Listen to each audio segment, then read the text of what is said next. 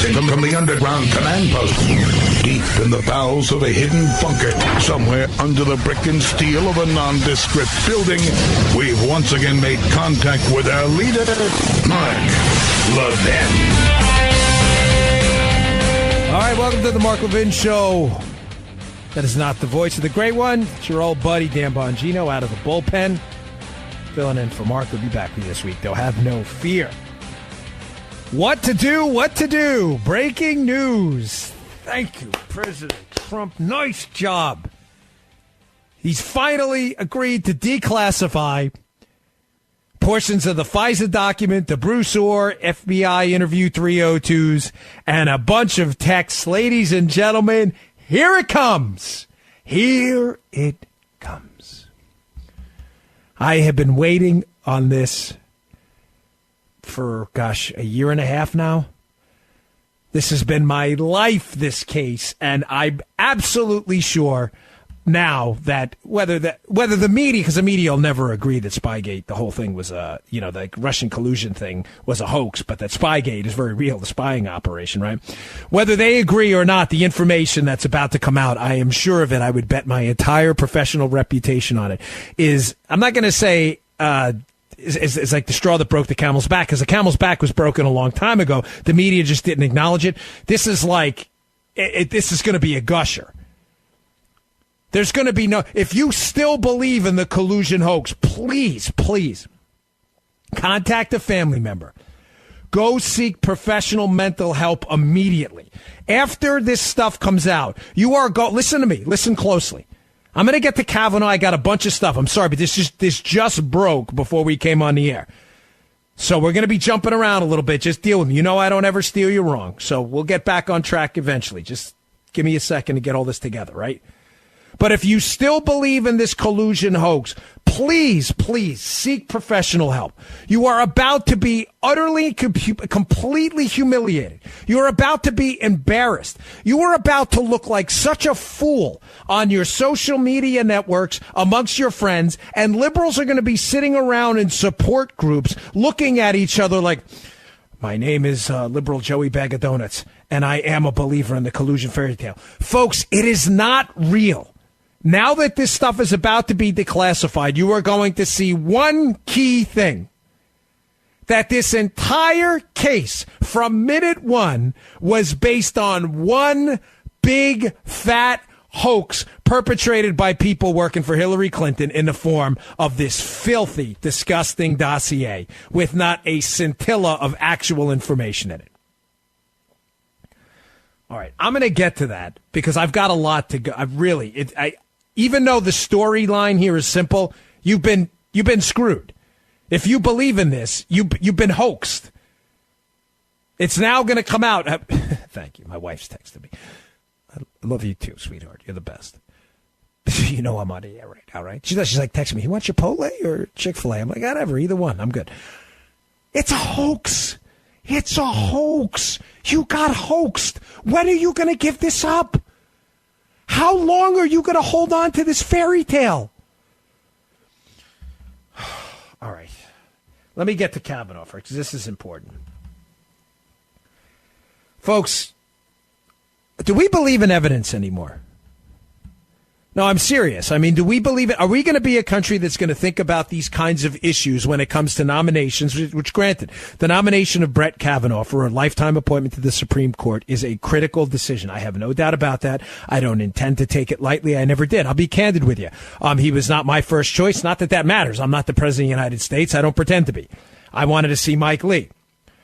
We didn't get Mike Lee. I liked Amy Barrett. But Brett Kavanaugh seems like a more than qualified person for the position. Brett Kavanaugh has been through six, as in the number above 5 and below 7. 6 FBI investigations. He has served on the federal bench for, it seems like in perpetuity. We have, 300 decisions we've had from Kavanaugh to review. There has never been one credible allegation of mistreatment by a woman or a man for anybody. He sailed through the FBI investigations. He has had multiple character witnesses come forward, including liberals, by the way, to attest to this man's character. He's apparently a basketball coach for his girls' team or soccer or whatever it is. The guy's resume is just simply outstanding. Again, he wasn't my first choice, but discrediting the man's resume and the man's character on an allegation we have yet to find any corroborating evidence for at all, and eliminating him from the possibility of joining the Supreme Court of the land seems to me, at this point, to be an extreme overreaction. And I am begging and imploring Republicans, please think this through. If the new rules here, the new rules for judicial appointments, politicians, whatever people in public life, if the new rules are allegations, however non-corroborated they are, when they surface, are enough to derail and destroy a person's life, then you should put that out there right now, because everybody needs to understand before they join public life that this is going to be the case. Because remember, ladies and gentlemen, these rules don't seem to apply to a lot of Democrats. A lot of people in Hollywood and others who seem to get away with everything. You have a guy right now in the upper levels of the DNC that's been charged with some very serious allegations of physical and emotional abuse, and Keith Ellison. Now, let me be clear. Keith Ellison deserves his day in court, too. I'm not a hypocrite like the Democrats on this at all. Keith Ellison, for as much as I disagree with this guy, deserves his day in court. Or deserves a hearing on this, and he deserves to be heard. If he has evidence to the contrary, that he did not act this way, that as a human being, forget about a political opponent, he deserves to be heard too. If he is found guilty or the evidence is overwhelming that he did what he did, he should step aside. Why is Brett Kavanaugh not being given, despite no evidence corroborating these allegations at all, not being given the same courtesy? Folks, they even have letters from 65 women who went to high school with Brett Kavanaugh saying this is not the guy they know. What else do you want? Do you understand this is an impossible standard for Kavanaugh to overcome? How do you expect him to disprove an allegation from 30 plus years ago where nobody else knows anything about it? Even the person the woman alleges was in the room when this happened has categorically denied this. Kavanaugh has doubled down on this and said, I don't even remember being at a party like the one she's describing. Folks, this doesn't make a lot of sense. Does the woman deserve to be heard? Of course. Let me just tell you, I have no problem with information getting out there. I have a very serious problem with delaying this proceeding unless corroborating information to this woman's account presents itself. Because right now, if we're going to be fair here and we're going to weigh the evidence, the Democrats have had this information since July. It's September. You present this now? This has all the hallmarks, the way the Democrats handled it, so I'm being clear on this, all the hallmarks of a political hit job. How serious could you have taken these charges? Ladies and gentlemen, serious question. If you had this information, notably Dianne Feinstein, on the committee, Democrat senator from California, she's had the information since July. The woman alleging the sexual assault by Kavanaugh, the woman who's making these allegations, she has no corroborating evidence. The person she alleges was there denies it. Kavanaugh categorically denies the attack. Number one, he denies even being at the party. There is no evidence of this kind of character flaw from him in the past at all. Zero. This makes no sense. Now, folks, it is an impossible standard to overcome. Think about this. How is Brett Kavanaugh supposed to prove that this didn't happen? How? How is he going to prove it? There's nobody who there's no corroborating witnesses. There's apparently, and then they say, oh, well, she told this to a psychiatrist. She did not mention Kavanaugh's name. That is not true. She said something to some mental health professional about an attack. She didn't mention Kavanaugh. Folks, we don't even know it's the same guy. I'm not disputing this woman's account. Ladies and gentlemen, we have to keep in mind, this woman may be telling a perfectly accurate story with the wrong guy. There is no evidence corroborating the account at all. It is an absolutely impossible standard, a hurdle for Kavanaugh to overcome. It's impossible. And if that is the new standard, allegations, however uncorroborated, are enough to derail people, and you're saying Kavanaugh should step aside, which I think is outrageous, then let us know now, because you're going to see a bevy of this stuff in the future on both sides of the aisle. Oh, I don't like this guy. When I was a kid, he did that. Well, how am I supposed to disprove? You're not supposed to disprove it. I said you did it, therefore you're out. Folks, making this even worse. Even worse. The Democrats who are supposedly advancing this information and want this woman to be heard, Chuck Grassley has offered them the opportunity, which I think is fair, have the woman's account put out there under oath. Let's hear what she has to say. Fair enough. The Democrats aren't cooperating. They don't even want to schedule a call. This is a lose, lose, lose, lose, lose. The Democrats, this is serious. It should be taken seriously. Okay, let's hear what the woman has to say. No, let's not. Well, what do you want us to do? Folks, this has all the hallmarks, the way it's being handled, again, to be clear, of a Democrat political hit job. Absolutely let the woman be heard. Miss Ford, let her be heard. Again, I'm not even suggesting to you that she's making this up. I'm suggesting to you that she may not even have the right guy. Is he not entitled to defend himself? There is no evidence of this kind of behavior. There is no corroborating evidence to this account. He categorically denies it. We've seen absolutely nothing indicating that he is the guy who did this. None. He's not entitled to defend himself. Is that what you're saying? And if you're going to derail this guy, despite a lifetime of quality public service to this nation, then, folks, we have a whole different standard for public service, and you better step up now and tell us these are the new rules so everybody knows before they dare put their name in the hat again. All right, folks, I'm Dan Bongino, in for Mark Levin. If you want to give us a call, 877-381-3811. We'll be right back. Mark Levin.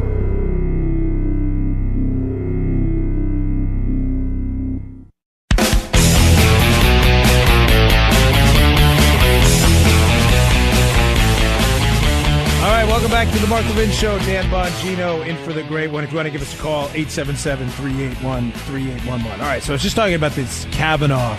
Unbelievable. The Democrats, they just... you understand, like, I promise I'm going to get to this whole Spygate stuff and the declassification, but just for a second, just think about this. I want you to... remember when we were kids, I used to have this teacher in 5th grade, Miss Gilfeather. God rest her soul. She just passed, by the way. She was so wonderful. She'd say, put your thinking caps on, kids, right? Think about this for a second. If this is not true, right?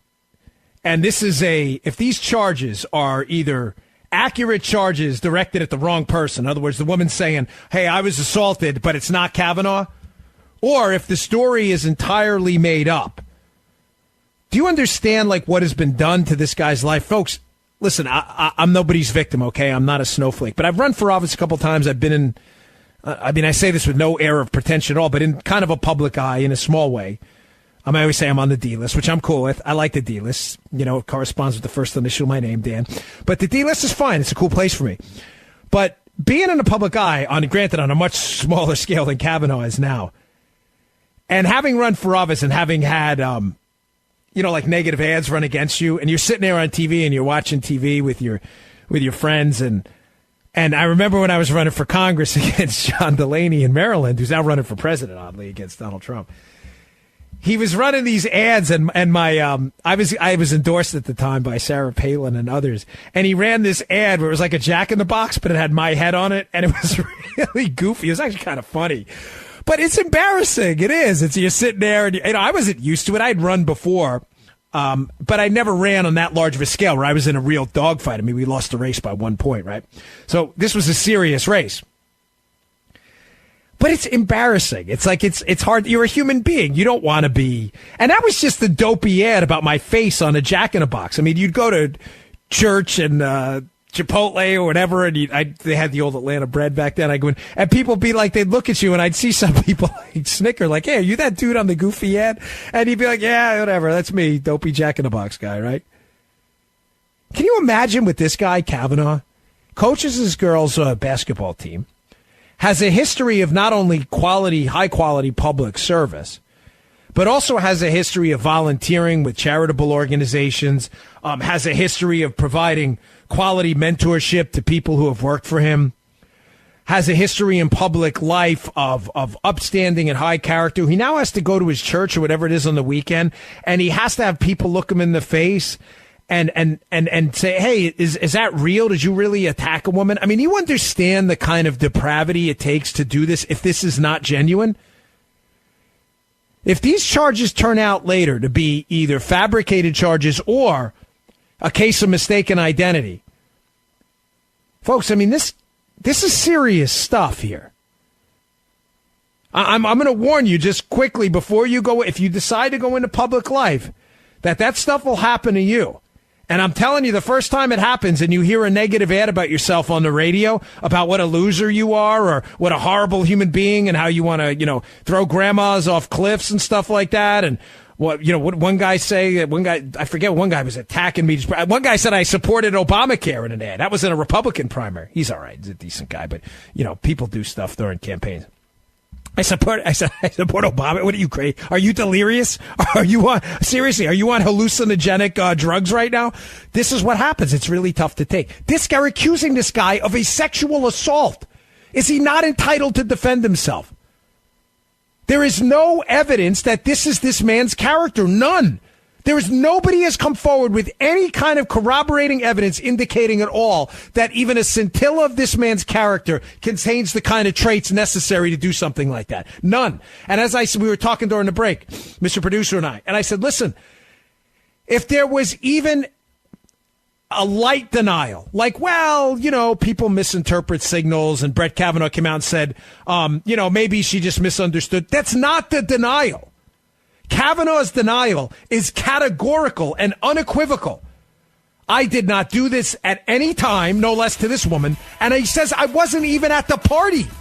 I was not there. Folks, that's easy enough to corroborate. Find someone else there and be like, was Brett Kavanaugh there? They don't even want to do that because the Democrats aren't cooperating. Folks, this should send your antenna up. This man is entitled to defend himself and his character. All right, on the other side of this break, I want to get to the momentous decision to declassify this data. I'm Dan Bongino in for Mark Levin. We'll be right back. These days, you can do just about anything online and on demand.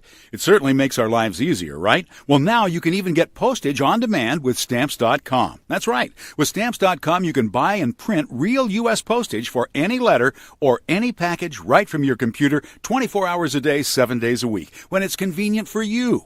My clients expect their shipments fast, and Stamps.com helps me deliver. You, too, can access all the services of the post office right from your home or office. Send any letter, any package, anywhere. Just click, print, and mail. It's that simple. Stamps.com saves you money, too. They give you postage discounts you can't get at the post office, and it's a fraction of the cost of expensive postage meters. And now we have a special offer from Stamps.com for our listeners.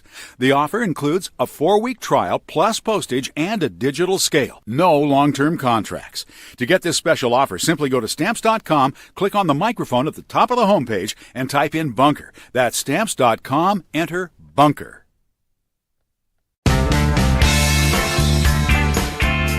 The Mark Levin Show, where the Reagan Coalition meets every day. Call now, 877-381-3811. All right, welcome back to the Mark Levin Show. Dan Bongino in for Mark. Will be back with you this week, so have no fear. If you want to give us a call, 877-381-3811. And I say, bring it! Bring it! Like Kirsten Dunst and Bring It On. Remember that? Remember that movie? I love that movie. I know, it's horrible. Some of my favorite movies are like the worst. They're so bad you got to watch them all the time. Bring It On, Over the Top. Remember Over the Top with Sylvester Stallone? Remember the arm wrestling movie? I can't watch that enough. I cannot watch that movie enough. Bring It On.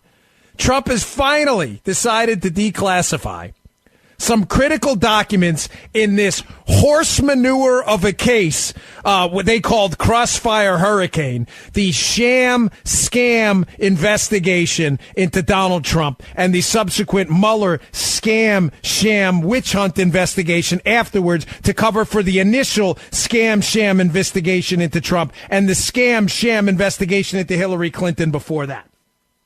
Now, why is what happened today absolutely critical? I am going to lay this out for you. Don't go anywhere.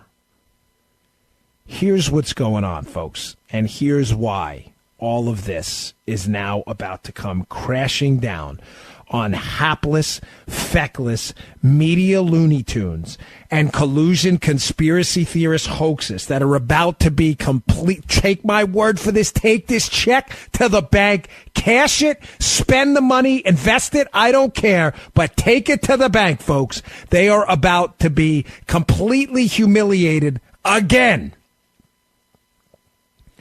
Here are the two key critical declassifications and why they matter to you. There are key passages of the fourth FISA warrant in the early summer of 2017, the last FISA warrant used to spy on the Trump team. This timeline is critical. Don't lose me. It's going to be very simple, I promise, but don't lose me. All the FISAs were critical, but the fourth one is key. The last FISA warrant was signed by who? Oh, yeah, Rod Rosenstein. That's right. The DAG, the Deputy Attorney General. Rod Rosenstein signed this warrant in the early summer of 2017, the last warrant. There are critical passages. Republicans in the Congress investigating this case have practically been begging the president to declassify. I'm going to explain to you why that matters, but I want stand easy for a second, hang tight. They also, now they're going to declassify texts from Comey and McCabe too. I'll get to that later, but this is the two critical ones. They also are going to declassify, now per President Trump, who has ultimate declassification authority, they are going to declassify the FBI summaries, the 302s, basically reports written about their interviews of Bruce Orr, the justice official whose wife worked for Fusion GPS and who was corresponding with both Glenn Simpson and Christopher Steele. This is critical. Now, back to the FISA first. Why is the fourth FISA and certain passages in this fourth FISA critical? Ladies and gentlemen, by the time the fourth FISA was signed off on in the early summer of 2017 by the Deputy Attorney General, who is still in the position, Mr. Rosenstein, the FBI could not credibly claim at this point that the information in there, if it is the dossier, that they had no ability to verify it. Now, don't lose me on this. Is an important point. This is why the fourth FISA matters so much. There is a procedure to verify information before it is presented to a FISA court. The procedure, you can look this up yourself. If you please double check me. You don't have to take anything I say for granted. I put out facts and information, but I encourage you to double check everything, unlike liberals who encourage you never to double check what they're saying because usually it's garbage. It's called the Woods procedure. The Woods procedure requires certain FBI field office level people and management level people to verify and sign off on information. The information's then kicked over to the Department of Justice. It then goes through a similar chain of command in the Department of Justice. This procedure is supposed to, at each stage, make sure the information brought into a FISA court to spy on an American citizen or potentially someone else involved with that American citizen, right? That information is authentic. The reason this procedure is established is because this is not an adversarial hearing. In other words, the FISA court is in essence a star chamber. The government can walk in there, folks, spy on you, and you would never even know it. They have no obligation to notify you. You will never receive a warrant in the mail. You will not get a knock at your door saying, hey, we're spying on you. You will be spied on. Your conversations will be listened to. And not only that, in those FISA warrants is the two-hop rule. Not embedded in there, but they can hop from you to someone else, which means if you can get even a lower-level person on the Trump campaign and get a FISA warrant to spy on them, you can then hop to people they email and in turn to people they email. Again, please look it up, the two-hop rule. At one point, I believe it was the three-hop rule. I believe they cut it to two hops. Meaning what, folks?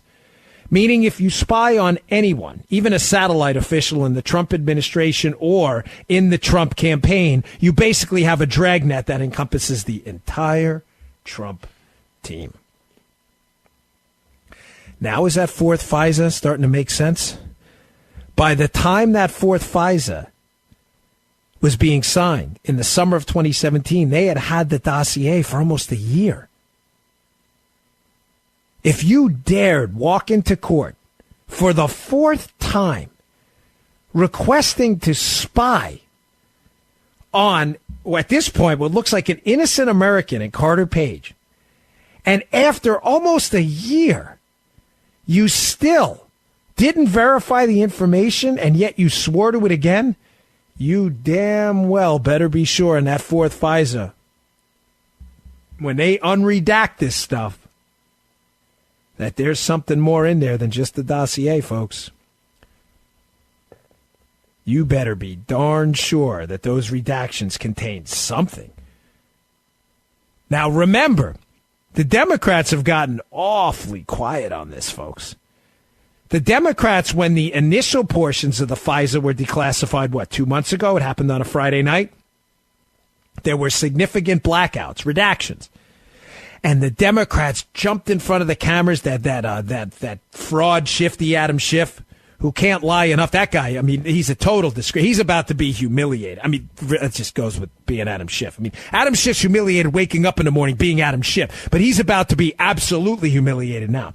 Because Adam Schiff and others said, no. Although they declassified portions of the FISA, and it looks like they spied on Trump because of the dirty dossier, the real dirt that was verified is in the redactions. Oh, is it? Is it, babe? Really? Sure about that? Because now we're all about to see that, aren't we? We're all about to see that. So you told us the real dirt was in the redactions. We're about to see that. So when the real dirt, which I will bet you my right arm on it, I will chop off my right arm with an axe if those redactions have any significant criminal verified information. It is BS. I guarantee you that is dossier-related stuff as well. That there is not a verified, authentic, probable cause, verified criminal charge in there. I'm telling you, it is guaranteed. How do I know this? Because the Democrats, after about a week of saying that, hey, listen, once we declassify the full document, you're going to see they really had dirt on Trump, not just the dossier. All of a sudden, they got quiet. You doubt me? Have you heard a peep from them? Folks, listen, you're a listener of the Mark Levin Show. This is not a show for idiots, okay? You're smart people. Mark does a very intellectual show. So do a lot of other people, but Mark's a smart guy. You know exactly what I'm talking about. Have you heard them? Where have they been asking and clamoring for these redactions? Folks, think this through. If you're a liberal goofball listening to the show right now, you're welcome. I know you're always welcome to call in, right? Mr. Call Screener, do we not leave a line for liberals? Thank you. 877-381-3811. If you want to argue with me, please do. Please argue with me why liberals aren't absolutely clamoring for these redactions. They did it for a couple days and then they all shut up. Why? Why'd they shut up? Because when they were clamoring for additional redactions, saying, no. Look, this FISA isn't BS. The real dirty stuff is in the blackouts. They didn't think Trump would do it. Why? Now, here's where it gets a little, the dipsy-do flipperoo. You ever heard of it? This is a very scientific term. So I'm going to follow me here. We're going to do hard science here. When you're young and you're dating and, you're involved with someone and you're into it, but not too much, and you break up with them and all of a sudden you see them with someone else and you're like, oh my gosh. And you're like, the dipsy, they flip you around. It's the dipsy-do flipperoo. All of a sudden you're like, oh man, I really screwed up. It happened to me a couple times. You date someone who's really nice and, you break up and then all of a sudden you see them dating someone else and you're like, gosh, that was really a huge mistake. The dipsy-do flipperoo. The Democrats are dipsy-do flipperooing us, but they got the flipperooski themselves. They got the flipperooski. What happened? The Democrats had threatened Trump forever quietly that, hey, listen, they were kind of back channeling and then open channeling this forever, saying, listen, man, if you declassify any additional information, we are going to accuse you of obstructing justice in the Mueller probe. You get it? Mr. Producer, if I lose anyone, you have to be the audience ombudsman. You have to get in my ear and say, Dan, it doesn't make sense. This is important you understand this, folks. All right? You're the audience ombudsman now. Thank you. The Democrats quietly told the White House, and kind of hinted in the public space too, if you declassify any additional information, we are going to accuse you in public of obstructing the Mueller probe and hurting the FBI and damaging sources and methods. The Trump team, knowing there is zero evidence of collusion in those redactions at all. How would the Trump team know that? Because he's seen it. Trump can declassify whatever he wants. He's the president. He knows it's garbage. The Trump team held out, probably by some White House counsel advice, said, maybe hold on for a little bit. Let's see what happens in the case. Now the Mueller probe is entirely falling apart. They've got nothing. They've got a guy on fibbing and a tax evasion charge. Oh, Manafort's cooperating. He's not cooperating against Trump. His lawyer just said that. Libs, did you miss that? Are you this stupid? His lawyer just came out and said on Friday that this has nothing to do with anything on the Trump team. Liberals, Manafort's cooperating. Not against Trump, you... I don't have a buzzer. What's wrong with you idiots? Do you even watch the news? The case is over. It's over. The campaign manager's cooperating, not against Trump. What does that tell you? They don't have anything. So now that they don't have anything, the Trump team probably feels comfortable letting the American people know exactly what happened. Thank God, which is the right call. The Democrats are now in a panic. Did you read them on Twitter after this decision? Look, go to Twitter, check them out. Check out the Democrats are losing their minds. Oh, declassification, sources and methods. What sources and methods? Like spying on American citizens illegally? Yeah, I think we have the right to know about that. You are now going to find that everything these police state tyrants have told you for the last few months about, no, the real dirt on Trump is in the redactions. Everything they told you is a hoax. It's a hoax. You got screwed. You got worked. You got played for idiots. How do you feel? Remember that scene in Good Will Hunting? You like apples? How you like them apples? You got played for imbeciles. These Democrat zeros, Shifty and Swalwell and these other police state tyrants they dangled this carrot in front of your dopey faces with this collusion thing, despite no evidence at all, and you followed it around everywhere, and you're now about to be made complete fools of. They spied on this guy because of a fake document provided by the Clinton team. Period. Full stop. End of sentence. It's over. It's time for Mueller and his probe to go away. Go away. Whatever you were doing, it was based on garbage. Thank you for your service, Mr. Mueller. Have a nice day. It's over. It's time to pardon Mike Flynn and get this thing out of this stain on the country. All right, I got to take a break. I'm way over. Don't go in. I haven't even explained the 302s because it gets worse. The FBI says this gets worse. I just started. All right, if you want to call in 877-381-3811. I'm Dan Bongino, in for Mark Levin. We'll be right back. Mark Levin.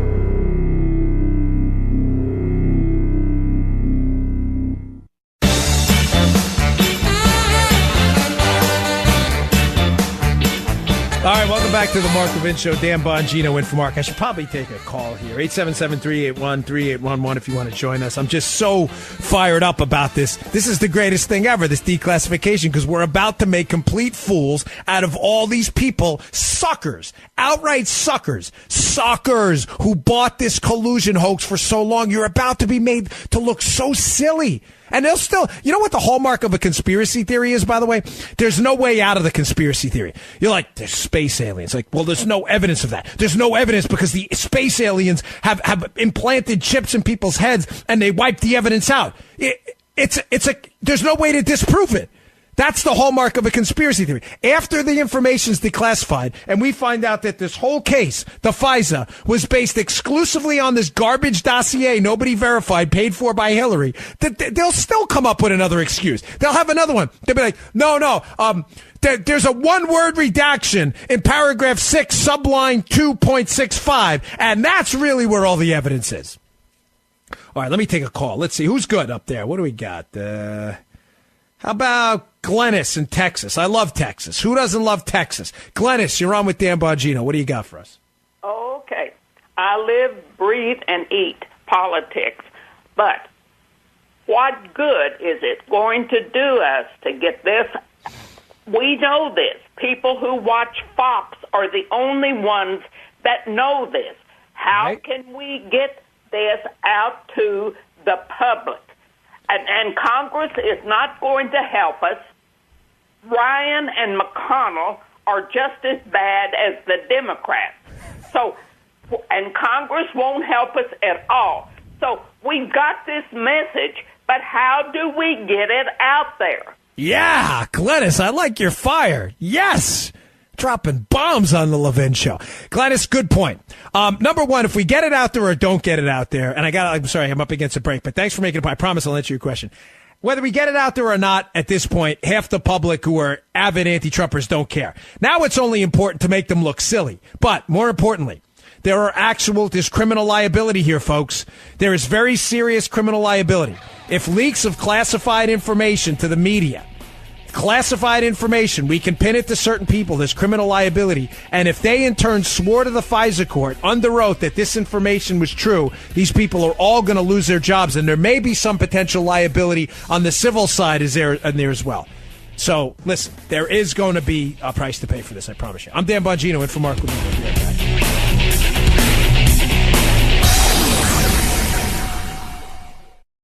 Did you know that good blood pressure is one of the keys to heart health and overall well-being? The good news is that consuming beets, a simple lifestyle change, can help support healthy blood pressure levels. And drinking Super Beets every day is the best way to get the right amount to make a difference. 1 teaspoon of Super Beets, the recommended daily serving, is verified to provide the nitric oxide equivalent of 3 whole beets, which helps support healthy blood pressure levels. So if you want to have a heart-healthy energy, give your body what it needs and start drinking Super Beets today. Call 866-205-4907 or go to superbeets.com/Levin to find out how to get a free 30-day supply, indicator testing strips to show how it's working, and free shipping with your first purchase.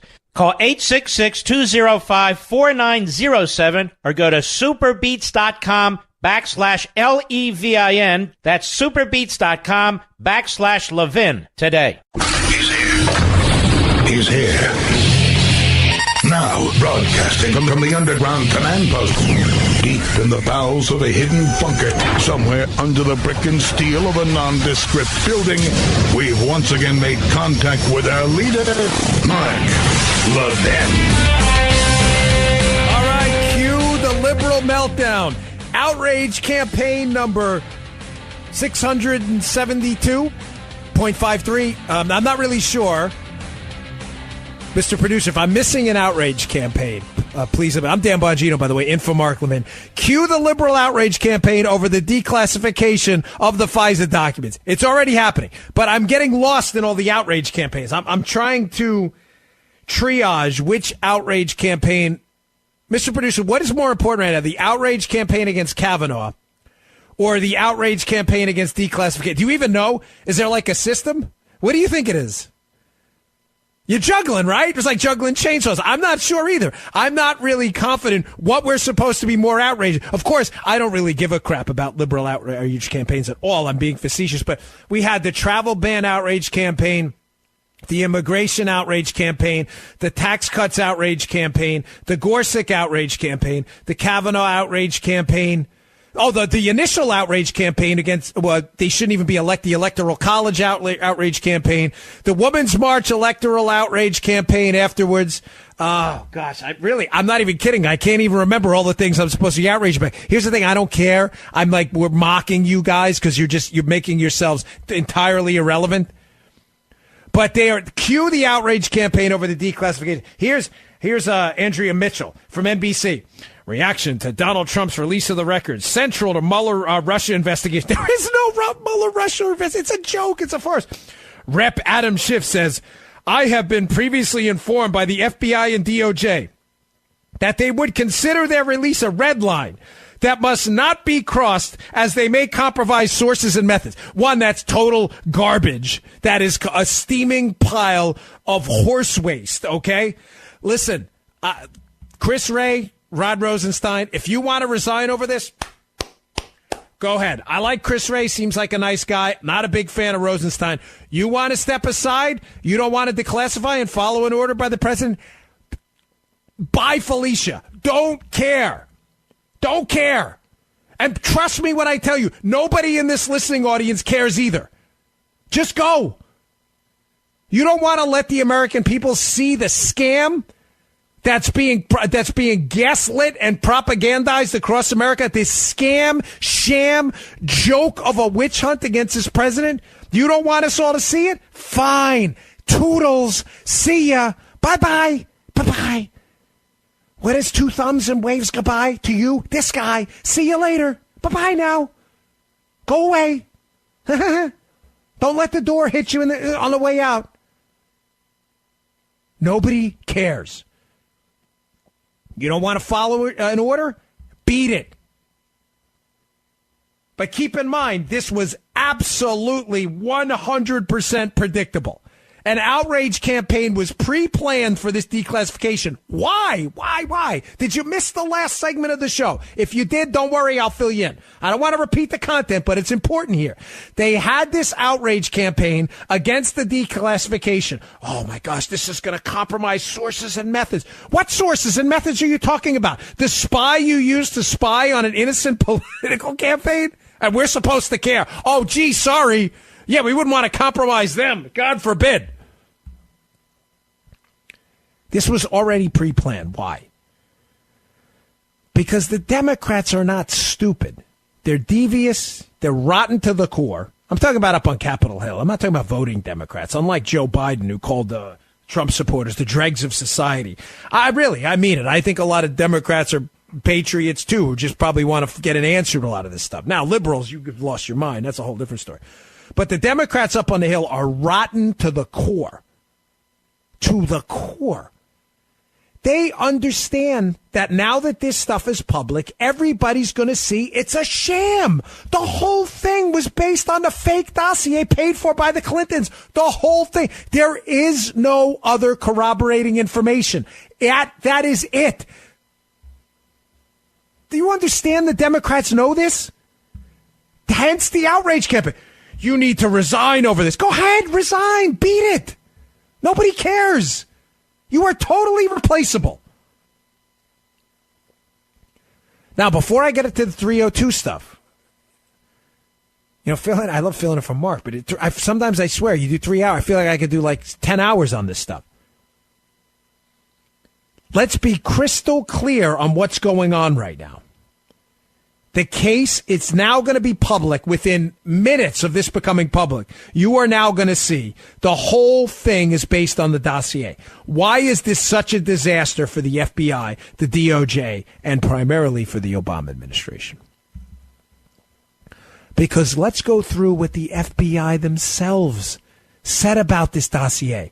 The whole case against Trump, folks, is based on this thing. Let's go from the top down.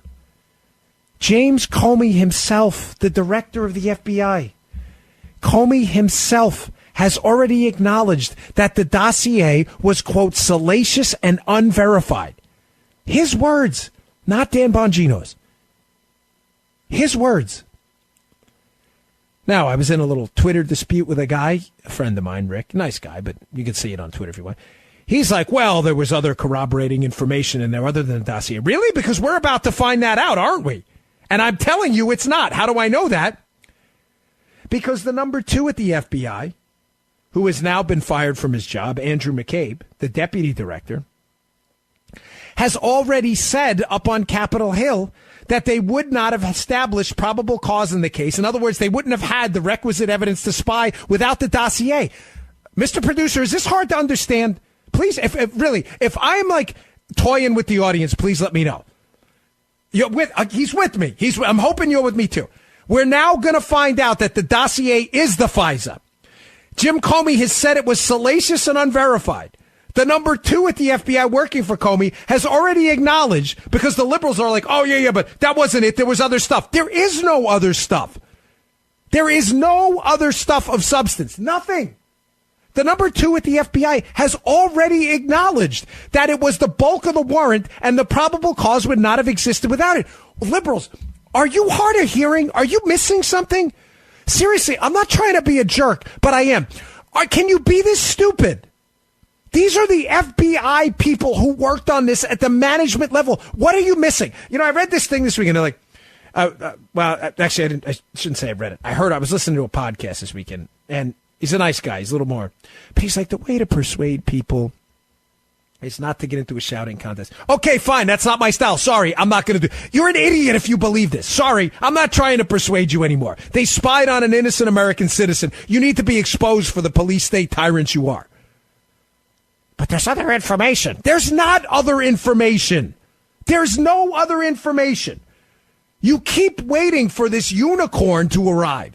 Oh, there's video evidence of Trump accepting an envelope from Putin in Russia. It's not going to happen. It's the fetch of cases. Remember fetch? I know it annoys the heck out of my daily listeners. Right? Fetch. Remember fetch from Mean Girls?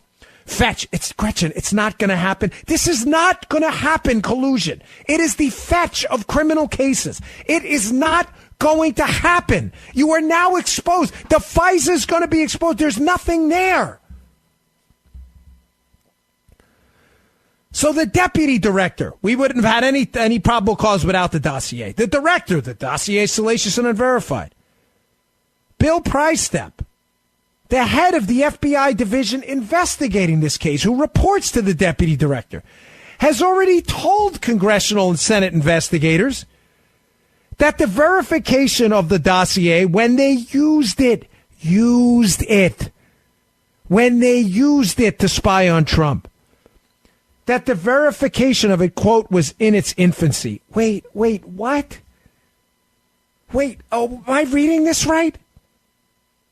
You used the document to spy on a presidential campaign, and yet your efforts to verify it were only in their, quote, infancy? That's not the way this works. That's not the way any of this works. Folks, for those of you who don't know me, I was a federal agent. I've sworn out tons of warrants. I've done these cases for over a decade of my life. I've worked with intel agencies, okay? I'm not patting myself on the back. I don't care. I'm not trying to impress anybody. It's only relevant because I'm just trying to establish basic bona fides. I understand how the federal system works. This was a mess. This whole house of cards is coming down. So, recap. Salacious and unverified by Comey, says about the dossier. Number 2, we wouldn't have had a case without it. Number 3, the verification was in its infancy. The lead investigator in the case, Peter Strzok, the number 4 in the bureau, in the chain of command on this case, but he's the lead investigator. He works for Prystep, is on a text saying he's afraid, quote, there's no big there. Oh, my gosh, you libs, you keep falling down this rabbit hole. The guy who's investigating the case is texting his girlfriend that there's no big there. And you suckers just keep falling for this. This is the fetch of criminal investigations. The fetch. Regina George is telling you fetch isn't going to happen. You're not listening. Finally, it's disclosed this weekend. John Solomon, Peace at the Hill, has been doing great work. Lisa Page's testimony right before the Mueller probe is announced, investigating this hoax Russian collusion.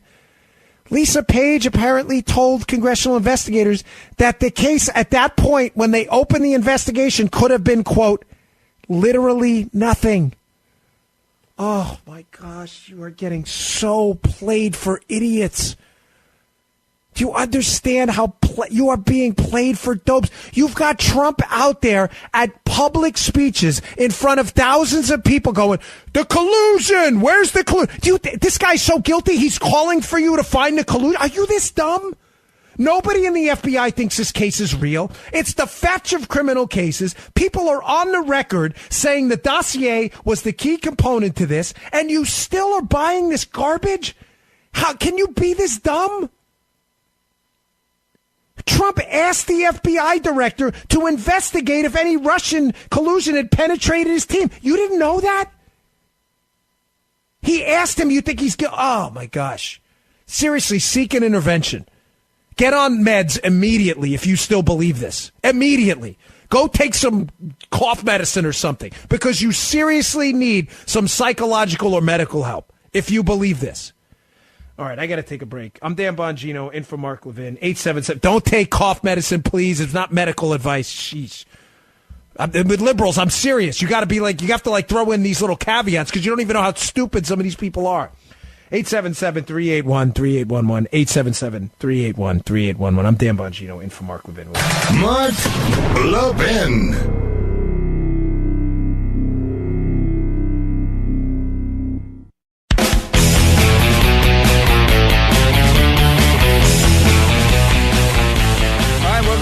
Mark Levin Show, Dan Bongino in for Mark.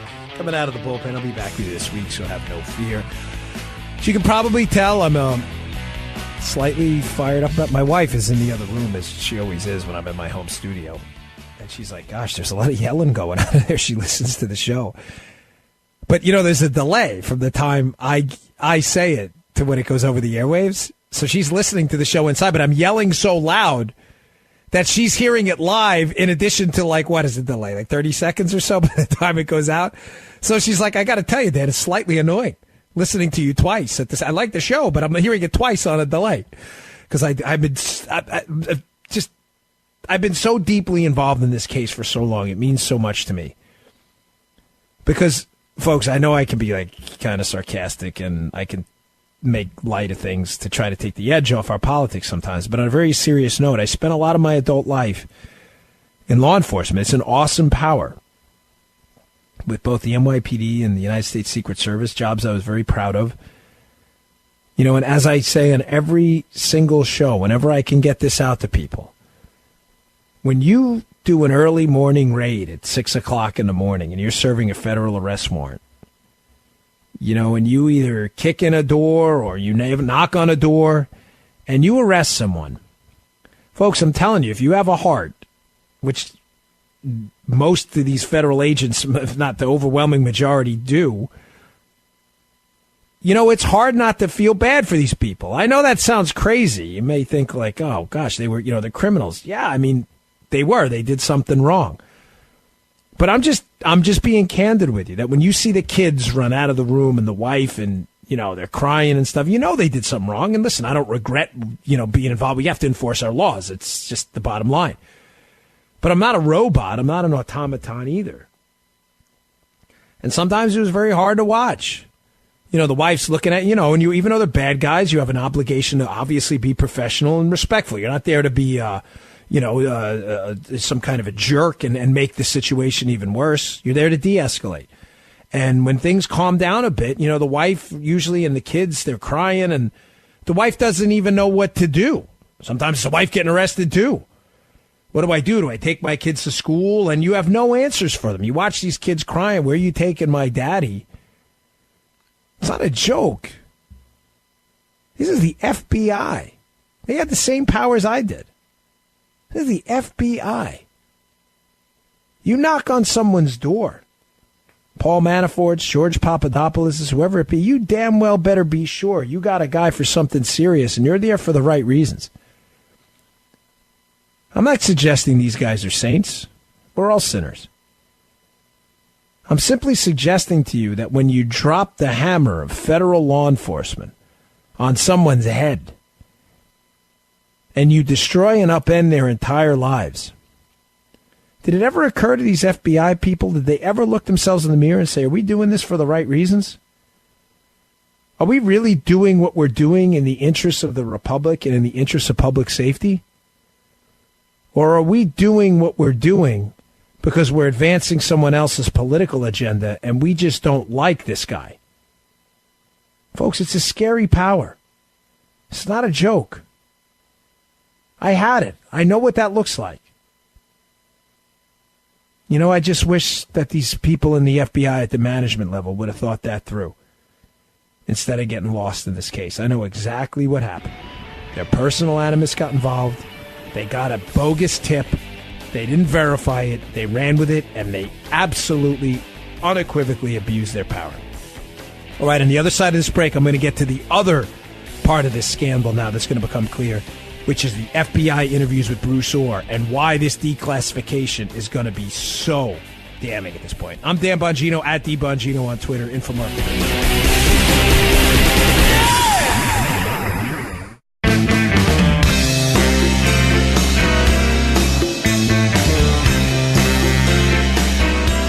Levin, radio's principled patriot. Call in now at 877-381-3811. All right, welcome back to the Mark Levin Show. Dan Bongino in for Mark. If you want to give us a call, 877-381-3811. So, the outrage freak out by liberals continues. Rep. Eric Swalwell, here he is on Twitter. Eric Swalwell, one of the lead promoters with Shifty Adam Schiff. Shifty Schiff, right? Who've been promoting this. Oh, no, there's more. Those redactions, they really got bad information on Trump there. So he declassifies, and Swalwell, who's about to be exposed as a complete liar and a total hack. Swalwell, lawless. He is absolutely lawless. Real Donald Trump is the subject of an investigation. That's his Twitter handle. Using his power to selectively release classified information is an abuse of power. His days of unchecked... This guy is such an idiot. Are numbered. TikTok. We will just mark this as another exhibit. Yeah, in your profile for psychopathology, maybe. But here's the key line in Swalwell. Here's going to. Let me just give you already these complete psychopaths on the left. This is going to be because they're out of ammunition now. This is an empty cylinder. There is nothing left for them. First, they told us he colluded. Then we declassified the documents that the FBI spied on him. The declassification with redaction showed that it was crap, that there was no collusion. It was a dossier. Then they said, no, the redactions have the real information. Now that we're going to see the redactions, now he's like, he's using his power to selectively release classified information. I guarantee you, Swalwell, this police state supporting tyrant from California, this joke. Did you ever see this guy? He's like a complete clown show, right? He's that guy who should be performing at your kid's clown show, right? With the big clown shoes and the clown hat. That's Swalwell. Clown Swalwell. This guy is a total clown. The bozo hat, the white makeup. He's going to come out and he's going to be like, no. There's a redaction in a document and a text. And in that redaction of 6 words, that's where the real collusion is. These guys are bozos. Complete bozos. They look like idiots. And they're holding on to anything because these are the same goofballs that have been telling us for months that, no, tomorrow we're going to see the collusion. Tomorrow. The collusion's there. So, sorry, I've been teasing it for Let me get back to the 302s. I'm not trying to, keep you in suspense. It's just this thing is breaking as we're on the air, and I'm in hysterics watching liberals melt down. I'm laughing at you, at your goofballs, jokers, bozos.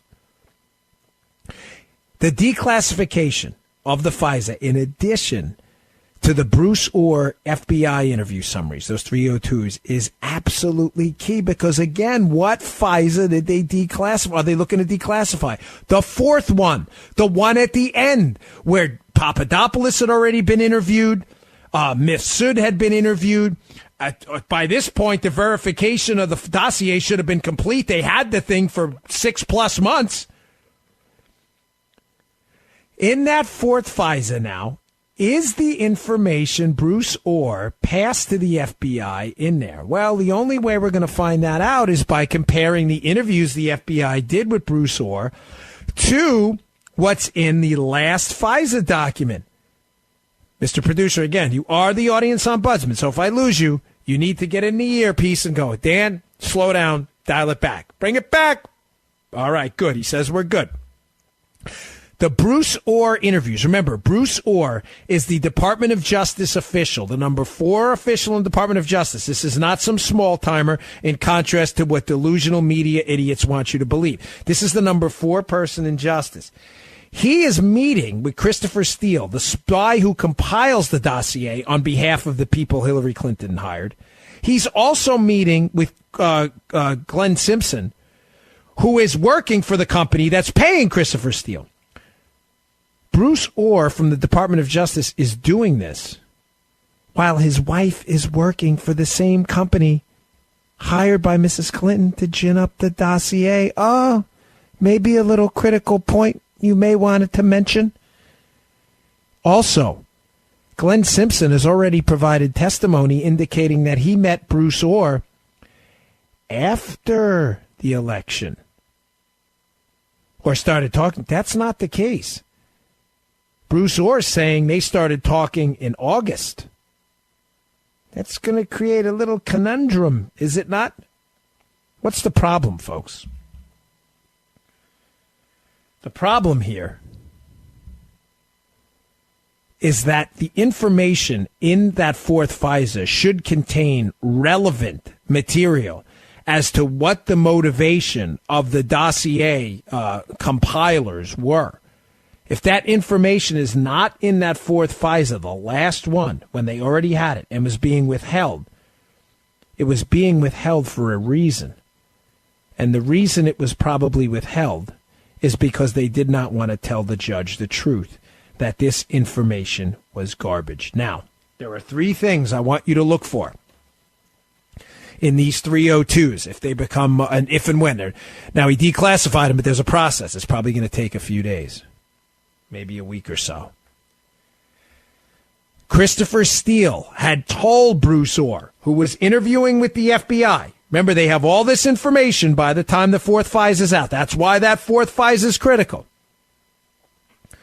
Christopher Steele had told Bruce Orr that he had a personal animus for Donald Trump and did not want to see him elected. Gee, you think that's kind of important that the FISA judge hear that? Maybe, kind of, sort of? Or are you that delirious as a liberal that you think that's not a material fact? That a foreign spy on a payroll of a company paid for by your political opponent is interviewing with the Department of Justice, bringing negative information up about your political opponent, and he hates your political opponent and is told, and he hates Donald Trump, the political opponent. You think that's a critical fact? Call me crazy, folks, but you're presenting a FISA warrant to spy on a member of the Trump team, being with information provided by a foreign spy on the payroll of Hillary Clinton, and the foreign spy tells you that he hates Donald Trump and doesn't want to see him elected. Call me crazy, but I think that's kind of a material fact you may want to put in that 4th FISA. Is it in there? Is it in there?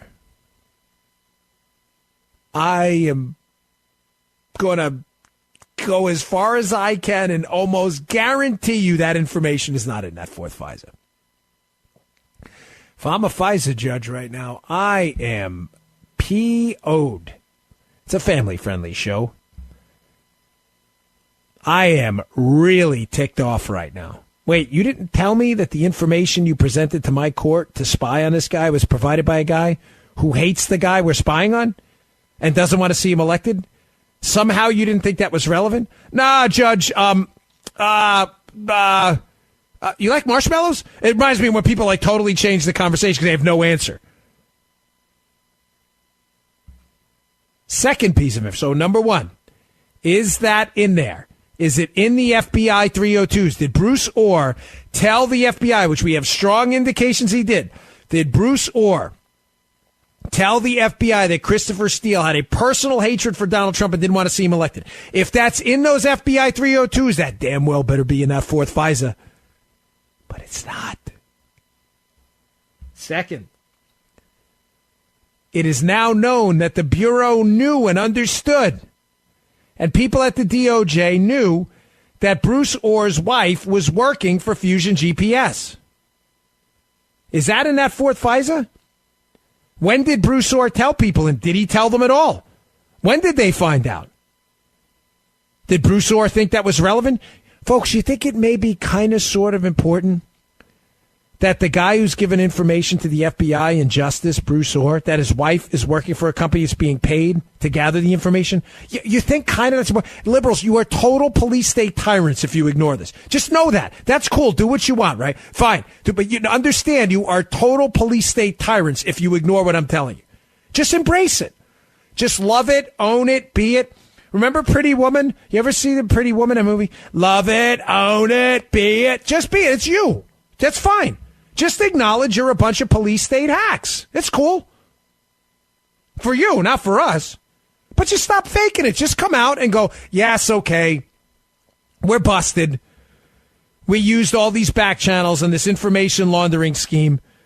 We did all of this stuff, information laundering and spying. It's actually two separate scandals. We did all of this, but no problem at all. We're police state hacks, and that's what we do. Okay, at least you're honest. Finally, what's the third piece of information? I already know the answers to this, but so do you, folks. I'm just putting it out there because really there are liberals out there who are so married and knee-deep in this, like this goofball Swalwell, that they just can't let it go. You're busted. It's over. The final piece of information. In those FBI summaries of the interviews with Bruce Orr, is there a mention anywhere that Hillary Clinton was paying Fusion GPS while Orr's wife was there? Because we know it's not in the FISA warrant. There's this diplomatic wording about a political opponent who may have had an interest in. Never is the Clinton campaign mentioned that they paid for this. Folks, is that not in the fourth FISA at all? Is that nowhere? Did Orr talk about that? Did he mention that? Folks, when you compare these investigative summaries of their interviews with Bruce Orr in that fourth FISA, if that information that Orr passed on is not in that document presented in front of a judge, then, ladies and gentlemen, the FISA court is a total, complete waste of time. If there is a court that can spy on an American citizen with evidence provided by their political opponent that has never been verified, matter of fact, it turns out to be almost 90+% outside of Carter Page traveling to Russia, which is, last I checked, is not illegal, completely untrue, then we need to seriously evaluate what the Bill of Rights means. This is not a joke. This is real. This really happened. I've said to you, if you listen to me fill in for Mark before, that this is three separate scandals. It's an information laundering scheme where this dossier was laundered through Bruce Orr and others and the media to make it seem legitimate.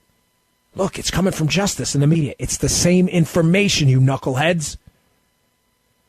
It's a spying scandal. The employing of Halper and U.S. intelligence assets to spy in a political campaign. It's also a setup. The people who contact people on the Trump administration and on the Trump campaign repeatedly, when you dig into their contacts, especially the Trump Tower meeting, you find out that all roads lead back to the Clinton campaign. It's indisputable, folks. It's the biggest scandal of our lifetime. All right, I got more on this after the break. I still want to get into Stroke and his latest text about a pretext to interview. This gets even worse. And wait till we see some. Now we're going to have even more clarification about how ugly this part of the scandal is.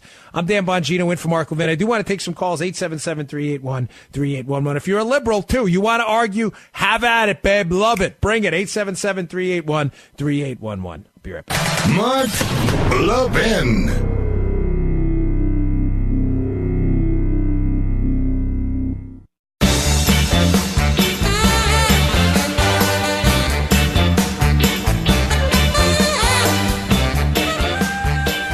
Welcome back, Dan Bongino, in for Mark Levin. Sorry, I checked Twitter during the break. The liberal meltdown is just hysterical. It is just, I can't get over it. They are so deeply invested in not being exposed for the police state tyrants they are. Understand this, for the last year and a half, these media Looney Tunes have been they're like knee deep in the swamp of a myth. It's this collusion thing that they're totally losing their minds.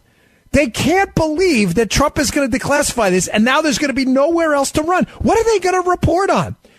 They're going to have to report on the declassifications, which are going to be crystal clear now, once this all comes out, that they spied on the president because Hillary put a dossier together. That's it. That's the whole story. I wrote a book on this, right? Shameless self-promotion. It's called Spygate. Mark said it was okay. I hate to promote my stuff, but I don't pump it down anybody's throat, okay? But it's coming out October 9th, but it's available on Amazon if you want to check it out. I've been on this. The book's called Spygate, literally, by me, Dan Bongino, right? I have been on this for a year and a half. None of this is new news. I'm not the only one Greg Jarrett's been all over it. You got Lee Smith he used to write for Tablet Mag. He's at Real Clear now. There are tons of people who have known for Andy McCarthy, who's been doing the legal side of this. There are a number of people on Twitter who have known for a long time that this is a scam. Scam. You're getting totally scammed. These media folks, you're about to be embarrassed again. Does your credibility even matter anymore? All right, I said I'd get to this. Again, if you want to give us a call, 877-381-3811. So let me just, let me take a call. I don't want to leave anybody hanging. Let's go to Bob in Westchester. Bob, you're on with Dan Bongino. What do you got for us? Hey, Dan. Keep fighting the good fight, and don't bother arguing with liberals because they just plead ignorance to everything. They do. But you know what, Bob? Wait, quick note for you. This is important. I used to believe that, but I'm going to tell you to argue with liberals. You know why? When I was running for office, I noticed an interesting phenomenon. When I would be at like a county fair and I'd get into like a verbal thing with a liberal person there, other people would gather around and they'd listen. And when you make a compelling case, people who are impressionable would be like, hey, buddy, I listened to you, and you're right. That guy's wrong. So don't argue with the liberals, but yes, you're right. They don't listen, but someone else is. So sorry, just a quick note. Okay. I'll buy that. But anyway, I just wanted to get to your point about the FISA judges deal and all the information. And nobody seems to bring up that, our justice system is so corrupted already. Who's to say that the FISA judges weren't complicit in this whole thing also? I knew it all along. It's an interesting question, Bob. I don't know that though, and I'm not. I don't have any evidence pro or con, and I'm being a former federal investigator myself. I haven't seen any evidence of that. I mean, I've done a pretty exhaustive search on this for my book, and I have not seen any evidence of it. Now, I have seen evidence, Bob, that there was some attempted influence over people on the FISA court. We've seen the texts. Remember the text with Stroke and the FBI folks? Hey, we got Judge Contreras. Maybe we should invite him over. So we do know that there was an attempt there. But I can't say pro or con because I haven't seen any evidence of that. But I do appreciate the call, and you can't discount it. But I certainly would be totally uncomfortable putting that out as a theory right now. I'm not sure of that, and it would be irresponsible for me to say that. But I do know there was an attempted influence over the FISA courts. And listen, you're right to ask questions, folks. I mean, this case, there are things even I thought in the beginning would never happen that apparently have happened. I mean, when I first found out that there was an actual human asset, a human intelligence asset employed to target the Trump team, I was absolutely floored. I never thought in a million years that would actually happen. All right, we get back on the other side of this. I want to talk about some more texts. Peter Stroke's involvement in this, and you're not going to want to miss it. I'm Dan Bongino, in for Mark.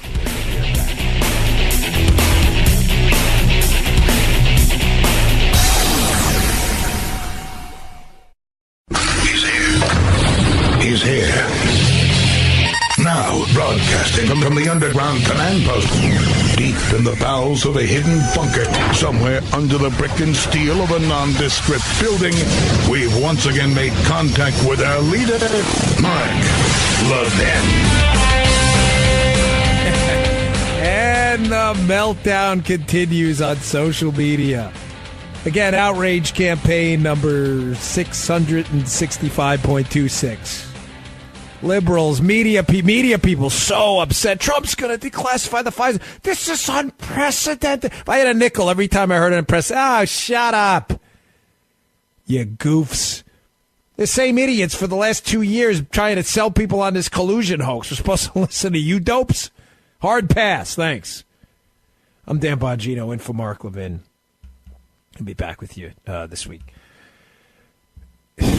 It's I do during the breaks. I go through social media because I want to see. Now that we can, before social media, you'd have to go tune in. I can't watch these people on these cable channels.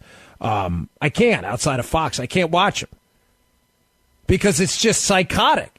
So what I'll do is I'll just go to Twitter and I'll read what's going on. I follow, I don't want to say who because they'll block me, but I watch like 4 or 5 of these liberal accounts in the media, liberal activist groups, and I see them. And I use it as a rough proxy. The liberals are for what liberals are thinking. They're losing their minds because they realize their goose is now cooked.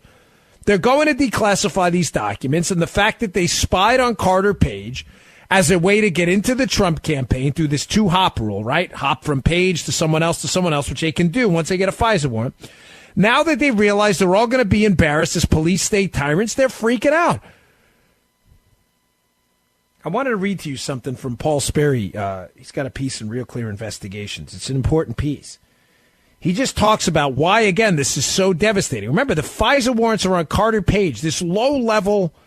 I'm not trying to insult Carter Page, but almost an irrelevancy in the Trump campaign. He was a low-level foreign policy advisor that I doubt had 2 seconds alone with Trump, and yet this guy was supposed to be the vehicle by which the FBI was going to prove Trump colluded with the Russians to win the election. An absurdity. An idea so stupid, only a media type or a liberal would believe it. So here's Paul Sperry. In preparing for its case for the FISA court, the FBI struggled to find credible evidence to support a probable cause argument for spying on Page. A U.S. citizen, a well-placed source briefed on the matter, said. Evidence that he was acting as an agent of the Kremlin was thin. Headquarters leaned heavily on an unverified tip in the Steele dossier that Page had secretly met with 2 Kremlin-tied officials sanctioned by the U.S., Igor Sechin and Igor Devyatkin, to hatch a plot to interfere in the election during a 2016 trip to Moscow. Wait. Don't go. This is important.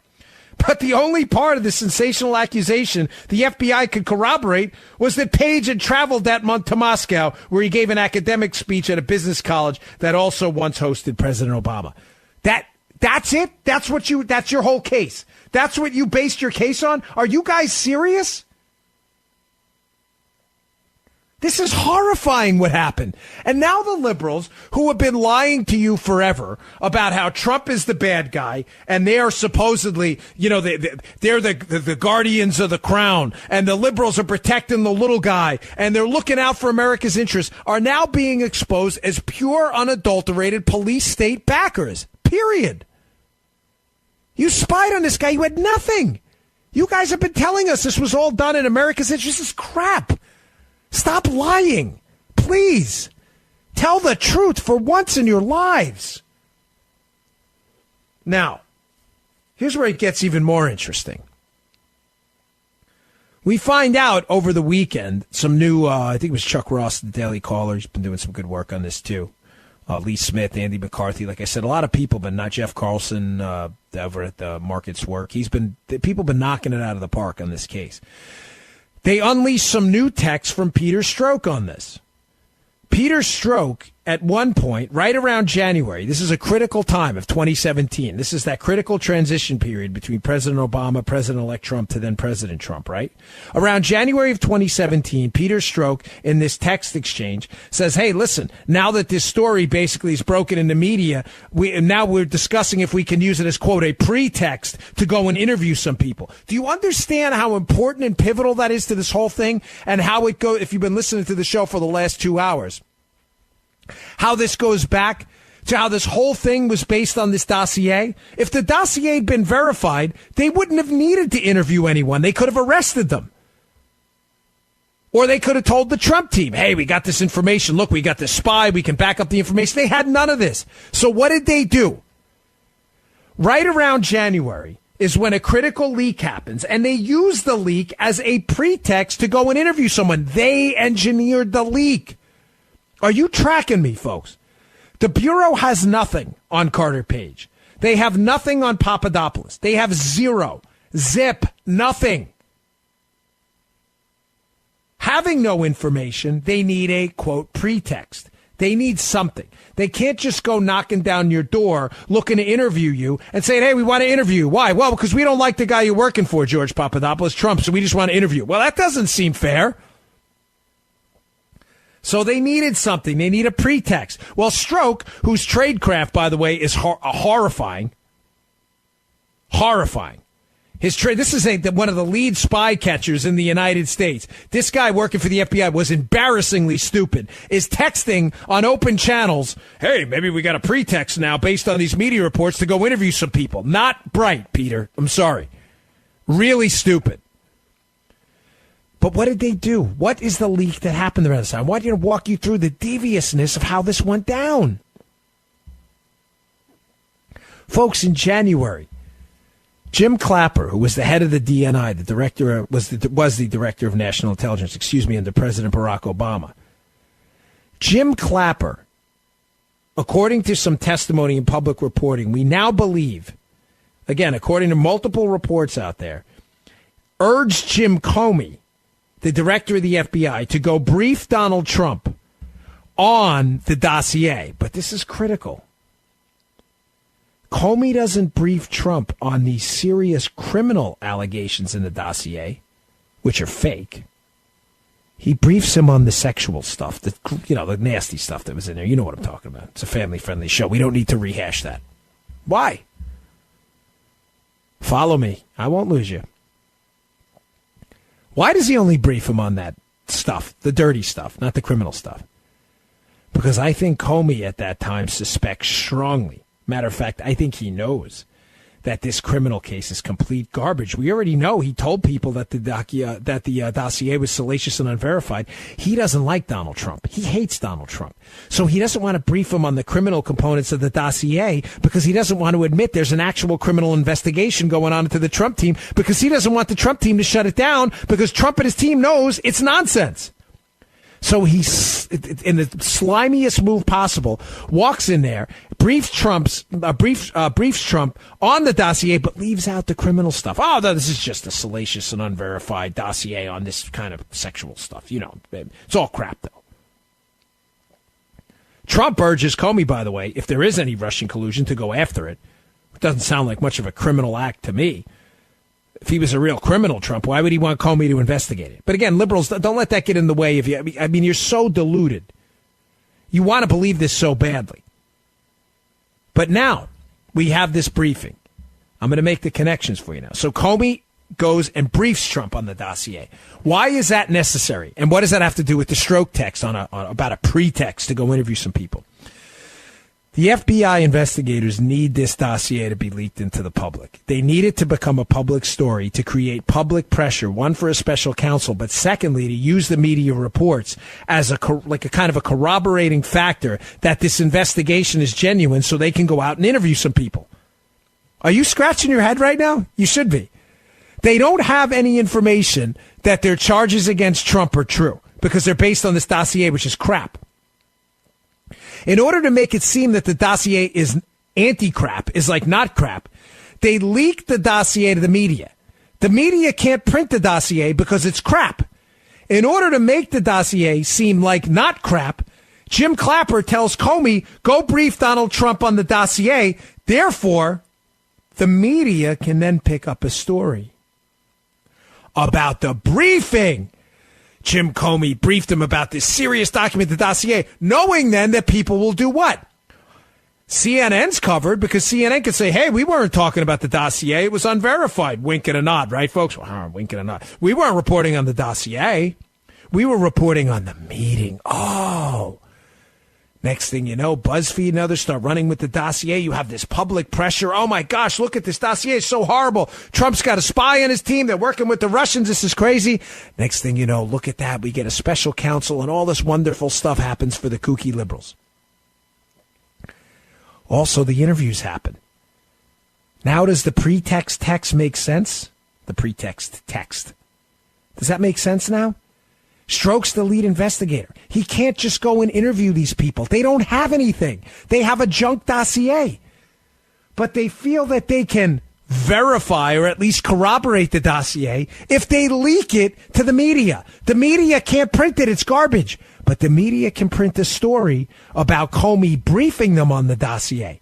And then they can cite some of the media stories about the dossier to say, look, this is serious, this dossier. Other people have this information too. Now we got to go interview some people. Do you understand how slimy and sloppy and disgusting this was? Horrible, folks. Absolutely horrifying what happened. The grotesque, disgusting, filthy abuse of power.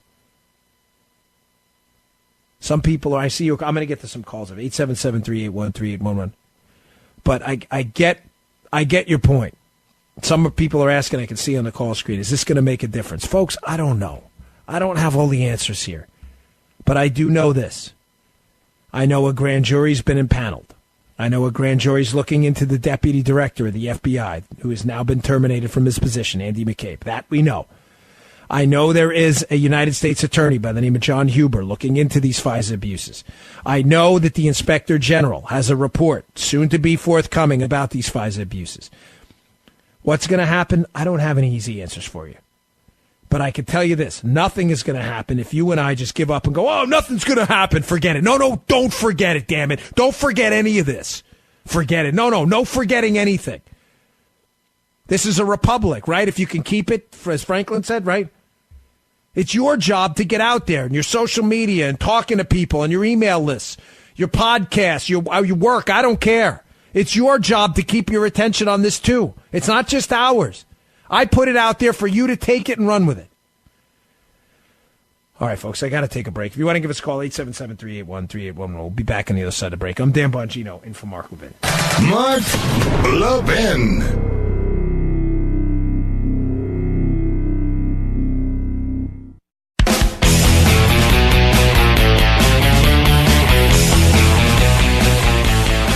Welcome back to the Mark Levin Show. As you know, when I fill in, me, Dan Bongino, almost did a Bob Dole there. Bob Dole, talking about myself in third person.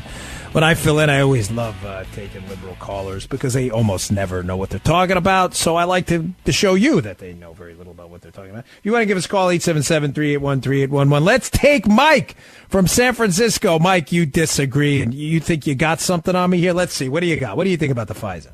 I certainly do, and I certainly do know what I'm talking about, Dan. I could discuss with you any number of aspects of this case that you misrepresent every time I hear you. All right, let's hear it. Get past it. Let's just hear it, because I I got to get to a break in a minute, so get it out. You understand how the FISA warrant process works.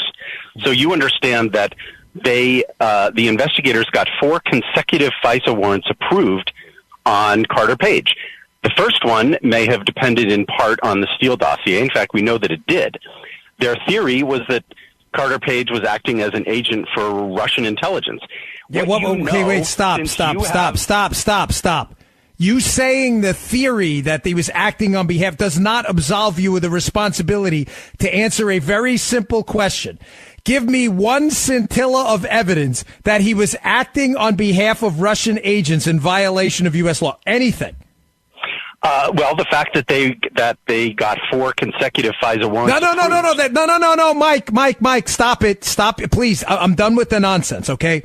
You're using circular reasoning. You're saying they got a warrant on FISA, a FISA warrant on Carter Page because he was a Russian agent. I said, give me one piece of evidence that's true, and you say, well, because they got a warrant. See, that's called circular reasoning, and it's the tool of imbeciles. So give me a piece of evidence that what you're saying is actually true. What piece of evidence has surfaced in the last 2 years that Carter Page, there's probable cause that you know the two components of this, I'm sure, because you sound like a real smart guy. I'm just kidding. You don't.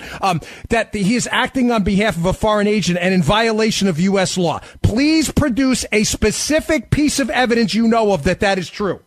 If you let me say one thing, produce the evidence, please. I don't have time. Say that you cannot have your warrant approved multiple times unless the earlier warrants gave stop. You evidence. Turn this guy down because this guy's stupid is contagious and I'm getting dumber listening to him. Mike, I'm going to turn you back. I'm going to give you one last chance here. This is called circular reasoning and we have a smart audience. They know what you're doing. Okay? I'm going to give you one last shot here. You're accusing an innocent American citizen on a national radio show listened to by tens of millions of people. You're accusing him of being a Russian agent. I will give you one last shot to dehumiliate your dopey self on this show. Produce a scintilla of evidence that he is a foreign agent in violation of U.S. law. Go. There we go, folks. There it is. Mike the moron. Every single time. These idiots calls a show, accuses an innocent American citizen without any evidence at all of being a spy for the Russians. And when you ask him, he goes, well, a judge approved it. A judge approves the evidence in front of him. If the evidence is false, you dope, then you think he deserves an apology? Oh, gosh. Why? Mr. Call Screener, I think you lost 50 IQ points listening to this idiot. You did. See, he just said it. He just got dumber. I know, I'm going to get emails after the show. You should have let him. I'm not going to let him talk. He's accusing Carter Page of being a spy without any evidence. He goes, well, there was a FISA warrant on him. Well, what's in the warrant? Where's the evidence? I don't need evidence. He got a FISA warrant. You understand that's called circular reasoning? It is the tool of morons. It is the tool of idiots. This guy's guilty of a crime. How do you know? Because the judge said he's guilty. Do you have any evidence of that? I don't have any evidence, but I know he's guilty. What if the evidence was wrong, but the judge said he was guilty? He was doing it based on bad evidence. Do you guys not understand that? Oh, my gosh. And the funny thing is Mike thinks he actually helped the cause there. Mike, seek professional help immediately. Seriously, you need it. I'm Dan Bongino, in for Mark Levin. I'll be back after this.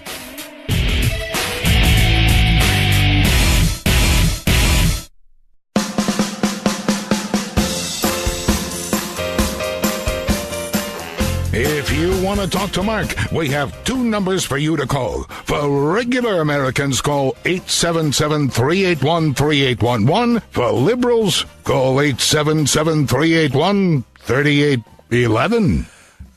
Oh, my absolute favorite intro. Back to the Mark Levin Show. What, bumpers? I don't know what they call them. I'm not an industry professional. I always tell this story. It actually took me a few minutes to figure that out the first time. Like, man, he really has a separate number for liberals. Oh, Mr. Producer today knows I love that one. I do. It's my favorite. All right, I'm Dan Bongino, in for Mark Levin. I really want to thank Michael, the liberal, for calling in and humiliating himself in front of millions of people on the Levin Show. I always appreciate it. Thank you so much, Libs. You always prove my point. And I know I always get a few emails from conservatives, too. Wish I'd let them talk more. Nah, sorry. I'm not going to do it. I'm not. I just like them to call and initially expose themselves for the Looney Tunes they are. But then they require an utter, complete, and total dismantling. Sorry. My bad. I can't help it. I can't take the stupid.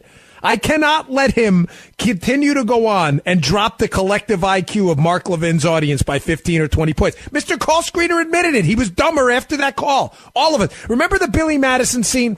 You know the scene I'm talking about, right? In the debate at the end? I award you no points. You knew where I was going with that. I award you no points. At no point did anything resemble a coherent thought. May God have mercy on your soul. We're all dumber for having heard that. That's liberals. Carter Page was a Russian spy. How do you know that? Because there was a FISA warrant. There was a FISA warrant. Exactly. What was the evidence in the warrant that he was a Russian spy? The evidence that this was seriously his argument. Okay, there was a FISA warrant against Carter Page. What was the evidence he was a Russian spy? The evidence is there was a FISA warrant. Mike, are you brain dead? Did someone classify you as brain dead? Is this like your vocal cords are just reacting to an electrical impulse? Is your brain function? Does the cerebral cortex have neurons that are, and dendrites and axons and myelin sheaths and stuff? Are they communicating? There's a FISA warrant against an American citizen. I'm asking you what the evidence to get the FISA warrant was. Your comeback is the evidence is that there was a FISA warrant. And that actually makes sense to liberals. That was, Mr. Producer, am I making it up? Was that not his argument? You heard it, right? Thank you. That was it. There's a FISA warrant against an American citizen that works for the Trump team. Yes, we know that. What was the evidence used to get this warrant to spy on Carter Page? The evidence was that there's a FISA warrant. I have a desk in front of me. It's a rather hard desk. I shaved my head kind of close. I wanted to take the little hair I have and smash my head off the desk to pretend I didn't hear that. That's his actual argument. This is what liberalism has come to. We're spying on American citizens. Do we have evidence for that? No, the evidence is we're using warrants to spy on them. Okay. What? I feel like I have like this little B12 spray on my desk. Like I don't know if it has any neuroprotective action, but I feel like I should take a spray to protect my brain cells against the stupid that we just allowed on the airwaves. But I do it for a reason, to show you how loony these people are. They're insane. That guy is nuts. He went on this show. I'll tell you, Carter Page, if you're out there, I'm not even messing with you, man. I would sue every single person in America that accused you of being a spy. I'm not even kidding. Go get the best lawyer out there. They're so convinced, and they call in radio shows and accuse this guy of being... It's unbelievable. You can't do that. Do you have any evidence that Carter Page, in fact, is a spy? No, I don't have any. But there was a FISA warrant. That's not evidence, dude. That's not evidence. You telling me there was a warrant. There are warrants issued all the time on information that later turns out to be bad. It's not that common, thankfully. But when you verify information, that happens. Oh, yeah, that didn't happen in this case. That's kind of the problem we're highlighting. Did you miss that?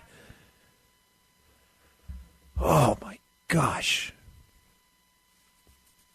You know, I was in, I don't know, a week ago for Mark. It was a holiday or something. And I described to you this case, why this is such a huge scandal and what happened. That's how I'm going to leave you tonight, because I want you to understand this abomination, what happened here, what this enormous, grotesque abuse of power. There were 3 plans by the Obama administration. This is all starting to come together now, folks. Now, these 3 plans, I call them Plan A, Plan B, and Plan C. I mean, they were never known. There wasn't like an official chart. Plan A, Plan B, and Plan C. Matter of fact, Plan A, there was never supposed to be a Plan C. Plan A was supposed to be the plan. They only needed Plan B after Plan A didn't work out. What do we know? Not what Michael presumes. Silly liberal caller. What do we know? We know Plan A by the Obama administration was likely using, because we know the unmaskings happened, historic levels of access to information they could get by unmasking the tapped phone calls of American citizens with foreigners. Why do we know that? Because they've already admitted to it. We already have on the record Samantha Power, Obama's ambassador to the United Nations, acknowledging that these unmasking requests for people's information were funneled using her name. We know Susan Rice had historic numbers of unmasking requests. So a reasonable person would conclude that the Obama administration was seeking information on American citizens because they were unmasking their identity. Why else would you unmask the identity of an American citizen? Folks, I'm just asking you to be rational. Why else would you do that if you weren't trying to get information on what they were talking about and who they were? You say, well, Dan, you have no evidence that they were targeting the Trump team. I don't? What are you talking about? The whole Mike Flynn case is based on an unmasked phone call. The whole case against Lieutenant General Mike Flynn, a decorated American military hero. The whole case is based on an unmasked phone call. You want to reword your dopey question after that? They weren't targeting Trump team people. No, you're right. They weren't. They only arrested one of them for false statements to the FBI that the FBI agents interviewing him said that were not deceptive. How that works, I still haven't figured out. Mike Flynn's guilty of lying to the FBI. The FBI agents, did he lie? No, he didn't lie. What the hell? Are we living in like Bizarro land? And they celebrate it. These police state tyrant libs. So that was Plan A. At some point, ladies and gentlemen, Plan A gets shut down. I have strong suspicions, and I'll be fair, I'm speculating here, but I have strong suspicions based on FISA court exposés and documents that are now public that Mike Rogers from the NSA sensed something was wrong here. Queries, unmaskings, and administration, and I have a strong feeling the Obama administration knew exactly at the highest levels what was going on. Plan A at some point gets shut down. We know the FISA court gets involved and stops these contractors from digging into information. Plan B then has to start. And this is all designed to take the Trump team down. Well, let's unmask their stuff. We can go after Flynn. We can go after others. At some point, this probably becomes an untenable strategy.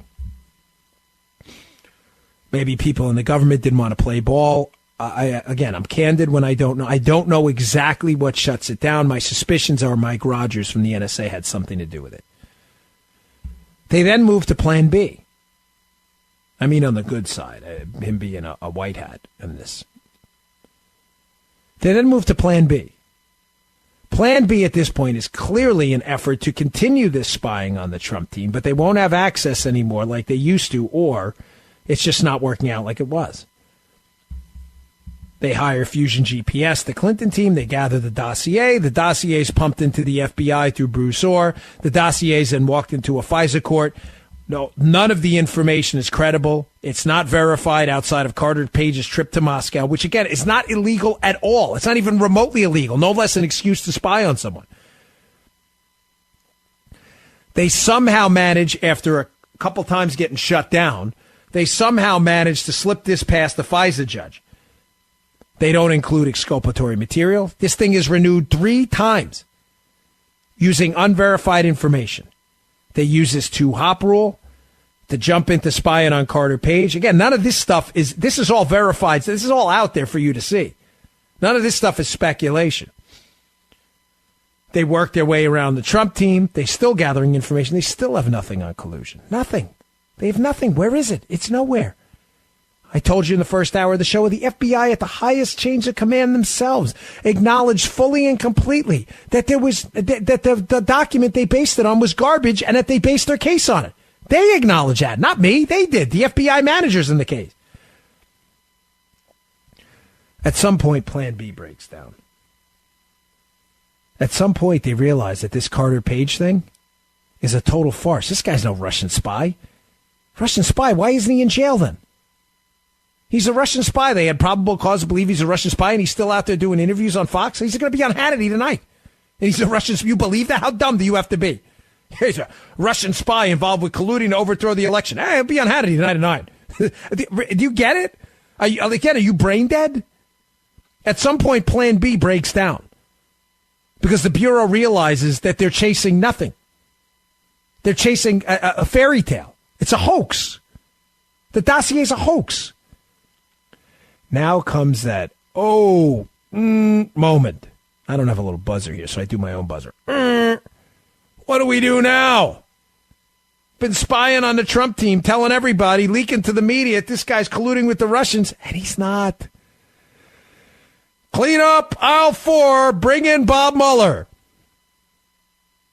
Jim Comey leaks a few memos. The Democrats start working with their colleagues and their sources in the Bureau and the DOJ. Public pressure. We need this special counsel for the collusion that never happened.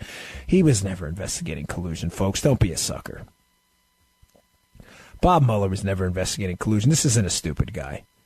Bob Mueller was brought in for one reason and one reason only, to clean up this mess at the Department of Justice, keep the attention on Donald Trump, lock up some people surrounding Donald Trump for whatever you can. Tax evasion, fibbing, it doesn't matter. Just put someone in jail for something. Lock up Mike Flynn for lying to the FBI when your own FBI agents didn't think he was lying. I don't care. Just do something to keep the attention on Trump. And that's exactly what Mueller did. Knowing the entire time his entire case was based on a hoax. That was Plan C. Clean up aisle 4. You're watching that right now.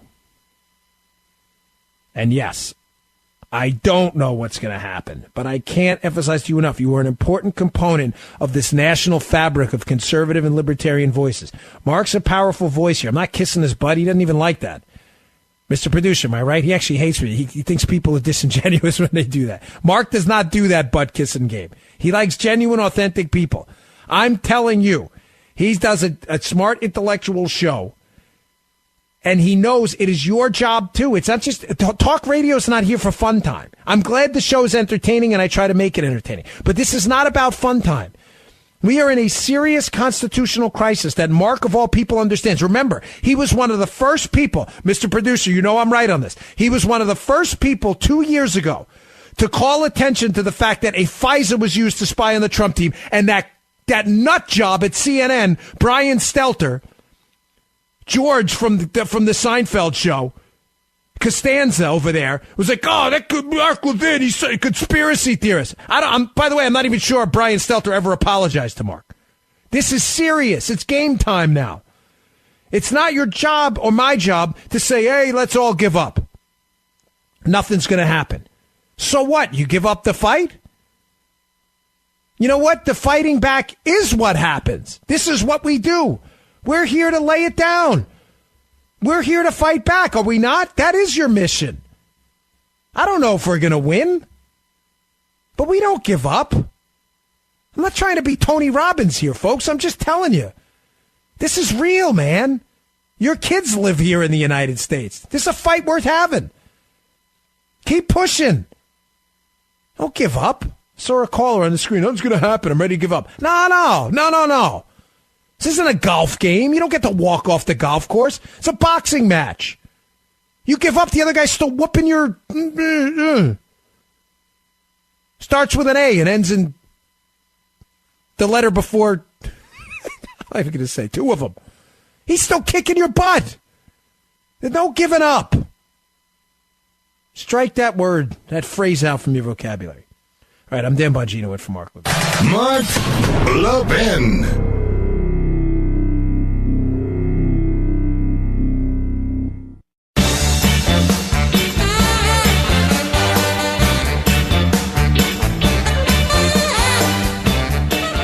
All right, folks, welcome back. Sorry, I was just scrolling through Twitter on the app, watching, again, the continued liberal meltdown over this declassification of the FISA documents. They're just freaking out. Folks, please understand they have nothing else to fall back on now. They have told us now for a year and a half, up to 2 years, what an evil, horrible person was. This guy, Donald Trump, colluded with the Russians. Look, the information's going to be in these FISA documents. Wait till it comes out. It came out. Now it's going to come. The rest of it's going to come out with the unredactions, with the declassified material. And we are going to find out exactly what this was, the most abominable, disgusting political hit job we have seen in modern American history, and everything and every person that promoted this propaganda, gaslighting fairy tale of Russian collusion is about to be exposed for the dopes they are. Man, we warned you. You should have listened. We warned you. Media people, liberal goofballs. Probably not a good way to convince me. I'm sorry. We warned you over and over again. You were being played for suckers, and you fell right into the trap, and now you're about to be exposed. You'll think of another lie, I'm sure. Oh, no, there's another Pfizer out there somewhere. Is there really? Yeah, I believe in string theory in another universe. Remember that Matthew McConaughey movie where he's like in an alternate universe and he communicates via gravity with his daughter years later? It's out there somewhere. There's a fight. That's the real evidence that these guys are spies. It's just so dumb. So dumb. You've made total fools out of yourselves, mockeries of the American justice system. I can't wait till Trump is reelected. I got my fingers crossed. And this swamp is totally drained of you losers that were in there that pulled this off. Losers. And don't lecture me either, because I worked with actual men and women of the FBI who were really good people. These idiots at the top are complete scrubs. Remember that TLC song? I don't want no scrubs. You guys were scrubs. Idiots. Embarrassing. All right. Dan Bongino. I was Dan Bongino in for Mark Levin tonight. Now, listen, if you want to pick up my book, I'm not a good promoter of stuff, but I have a book on all this called Spygate. It's available now on Amazon. I'd be honored if you'd check it out. How is that, Mr. Producer? Is that a good sales pitch? Mark's always generous enough. to let me promote it. It's available on Amazon now. It's called Spygate, the attempted sabotage of Donald Trump. I finished it a month ago, but all this stuff is in there, proving my point that people knew. Thanks again, folks. Talk to you soon. See you.